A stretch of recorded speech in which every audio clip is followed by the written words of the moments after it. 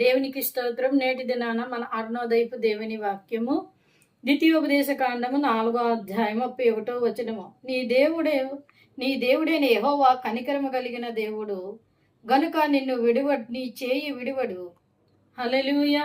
ప్రియమైన దేవుని బిడ్డ, ఇక్కడ దేవుడు నీకు ఇస్తున్న వాగ్దానం ఏంటంటే, నీ దేవుడైన యెహోవా కనికరము కలిగిన దేవుడు గనుక ఆయన నీ చేయి విడివడు. హల్లెలూయా. ఆయన కనికరము కలిగిన దేవుడు, ఆయన జాలి కలిగిన దేవుడు, మన ప్రభు అయిన యేసుక్రీస్తు వారు. మనం చూస్తాం, శానా దెయ్యం పట్టినవాడు యేసుక్రీస్తు వారు ఆ దెయ్యాన్ని విడిపించిన తర్వాత, 2000 దెయ్యాలను విడిపించిన తర్వాత వాడు ప్రభు వెంట వచ్చినప్పుడు వాడితో అంటారు, ఆయన మార్కు సువార్త 5వ అధ్యాయంలో, నీవు నీ ఇంటికి వెళ్ళు, నాతో రావద్దు. నీ ఇంటికి వెళ్ళి నీ ఇంటి వారితో ప్రభు నీ మీద కనికరపడ్డాడని చెప్పు అని చెప్తారు. ఎంత గొప్ప దేవుడు!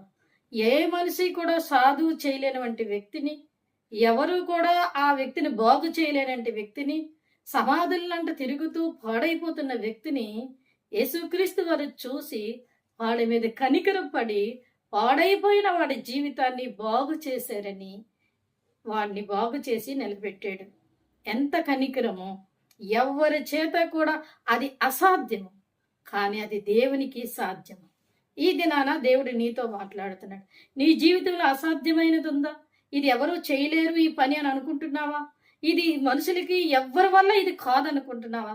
ఏ మనుషుల వల్ల కాకపోయినా అది దేవునికి, యేసుక్రీస్తు వారికి సాధ్యము. సమస్తము సాధ్యమే ఆయనకి. ఎందుకంటే ఆయన నిన్ను చూస్తున్నాడు, నీ మీద కనికరాన్ని చూపిస్తా ఉన్నాడు.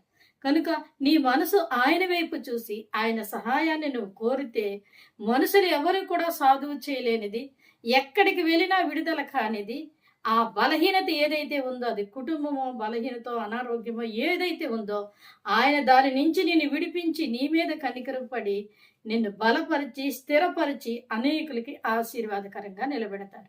కనుక అరుణోదయాన్ని లేచిన వెంటనే ఈ వాక్యాన్ని పట్టుకొని ప్రార్థన చేసుకొని నీ జీవితాన్ని ప్రారంభించు.